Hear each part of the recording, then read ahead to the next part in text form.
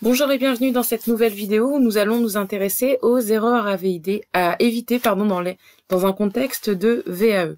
Alors vous le savez, vous allez rédiger un dossier, que ce soit un livret 1 ou un livret 2, vous allez présenter votre expérience et il y a tout un tas d'erreurs à éviter qui peuvent malheureusement faire que vous ne validiez pas du tout votre dossier VAE.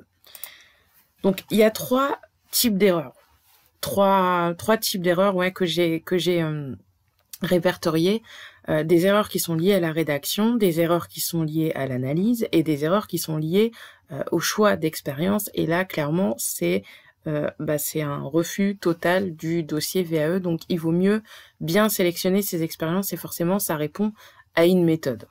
Donc, on va s'intéresser là tout de suite aux erreurs liées à la rédaction. Il n'y a rien de pire pour un jury que de lire un dossier qui est plein de fautes d'orthographe ou de fautes de conjugaison. Aujourd'hui, votre dossier, vous allez normalement le rédiger sous Word. Il y a possibilité avec Word de vérifier l'orthographe, que ce soit les accords ou les fautes d'orthographe.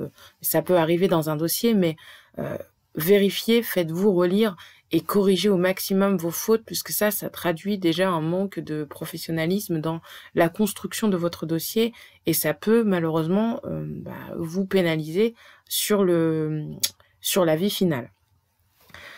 La deuxième erreur qui est liée à la rédaction, c'est de choisir un temps de rédaction et de s'y tenir. C'est-à-dire que vous allez parler au présent ou au passé. Il n'y a franchement pas de bon choix. C'est juste un choix à faire dès le début et de s'y tenir. Si vous ancrez le jury dans un temps et que vous faites des allers-retours entre le passé et le présent, vous allez le perdre complètement. Il va pas comprendre de quoi vous parlez et à la limite, il va pas forcément non plus faire l'effort de comprendre. C'est à vous d'être clair, c'est à vous d'être synthétique et c'est à vous de capter l'attention du jury et d'expliquer factuellement, simplement, avec un temps précis, ce qui vous est arrivé dans votre expérience. Donc, on choisit un temps et on s'y tient. Ensuite, ce qui est important aussi, c'est de rendre votre dossier anonyme. Si vous avez travaillé avec des collègues, c'est pas la peine de les citer, ça n'apporte rien au dossier. De la même manière, si vous travaillez avec des sous-traitants ou des clients, c'est pas non plus la peine de les nommer, ça n'apporte rien à un dossier. La seule chose que vous pouvez nommer, c'est forcément vous, votre personne, votre entreprise, l'environnement dans lequel vous évoluez, et c'est tout. Tout le reste doit être anonyme dans votre dossier et c'est pas utile de le nommer. Et puis un dernier point, utilisez le jeu vraiment. Vous pouvez utiliser le nous, mais dans ces cas-là, ça doit être vraiment ponctuel et le nous doit être qualifié. C'est-à-dire que le jury doit savoir, doit être en mesure de référencer les personnes qui se cachent derrière ce nous. Mais c'est vraiment à utiliser de façon ponctuelle et ça doit pas être une généralité dans votre dossier. Donc voilà, ça c'était les erreurs liées à la rédaction. Il y a ensuite des erreurs liées à l'analyse. Et ça, je dirais que c'est encore pire. Au niveau du dossier, la première chose qui saute aux yeux lorsqu'on lit un dossier, c'est aucun recul sur son expérience. C'est-à-dire que la personne va vous rédiger des missions ou vous présenter, vous rédiger une expérience, mais il y aura aucun recul par rapport à cette expérience. Vous n'allez faire que présenter quelque chose sans l'analyser et sans avoir un regard critique sur votre expérience. Et ça fonctionne pas. La deuxième erreur qui est liée à l'analyse, c'est aucune recherche sur votre domaine ou citation.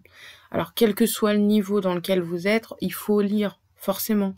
Il va falloir lire, il va falloir s'intéresser à ce que des auteurs ou à ce que la littérature a écrit dans votre domaine. Alors, selon le niveau BTS, licence, master, forcément on n'attend pas la même chose, mais on attend toujours de vous que vous soyez en capacité d'avoir un regard critique sur ce qui s'est passé dans votre expérience et de le confronter ensuite à la littérature pour le théoriser à minima.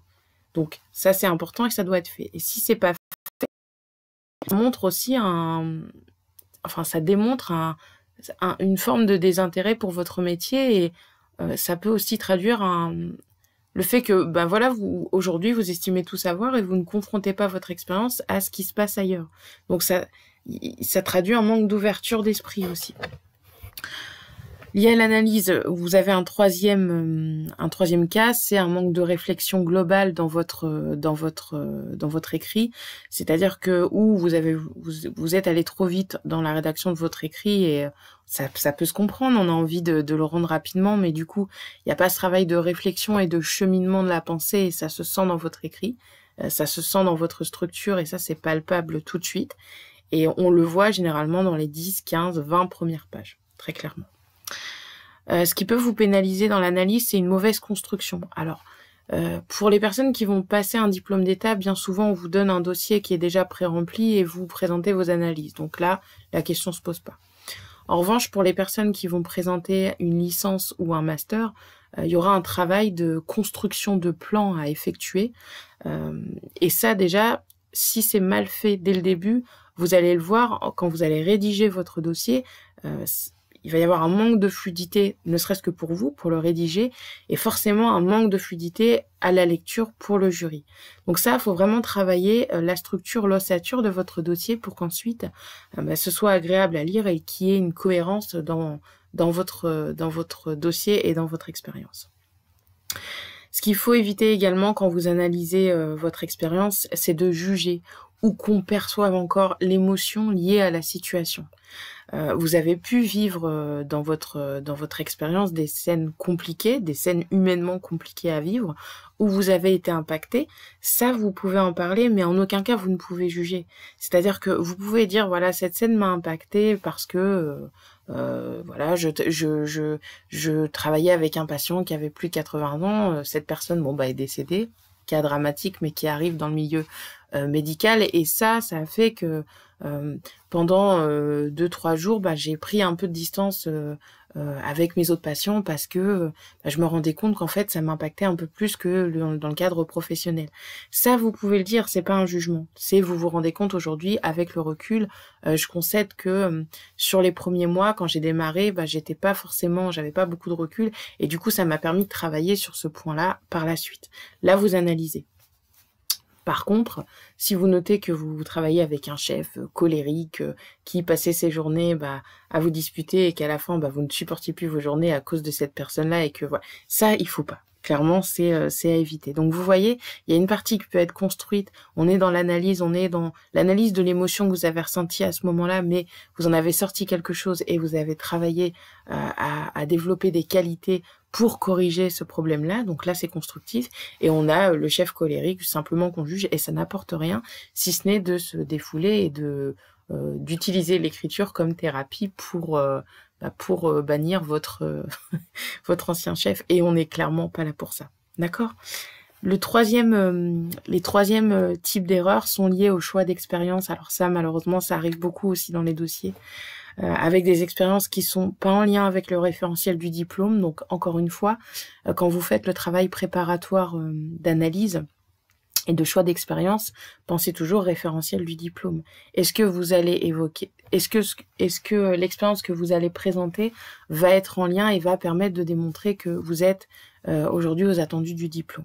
Ça, c'est très important. Donc, ça rejoint ensuite le deuxième point, les expériences peu significatives.